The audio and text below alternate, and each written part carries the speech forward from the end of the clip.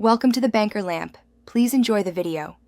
You begin by making sure your numeric values are in one clear range. This reduces errors.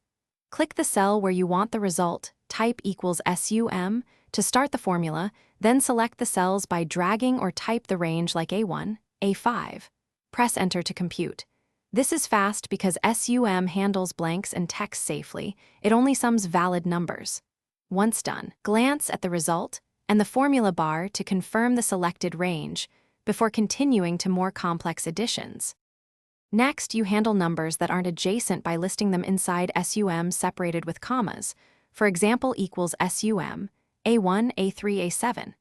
If you have mixed blocks, combine ranges like equals SUM, A1, A3, C1, C2. Excel sums both.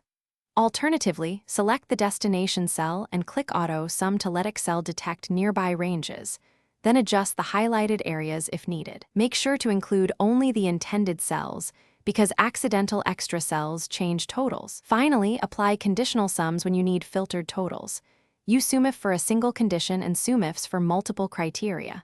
For example, SUMIF B2, B10, apples, C2, C10, add C values where B says apples. These functions let you compute targeted totals without manual filtering. Make sure your criteria match cell text exactly and that numeric columns are true numbers, not text. If results seem off, check cell formatting and watch for hash value or hidden spaces. Trimming text often fixes mismatches.